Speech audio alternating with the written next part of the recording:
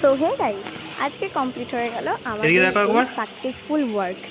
অবশেষে বাঁকড়ার এই কাজটা আমরা সাকসেসফুল হয়েছি। দেখতেই পাচ্ছ এখনও মাছ টাছ কিছুই ছাড়া হয়নি।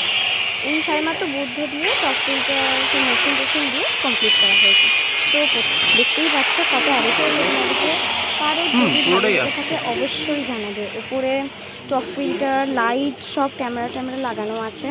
আর একটা মিডিলে ট্যান লাইট পড়েছে, দুটো পাওয়ার ফিল্টার, টপ ফিল্টার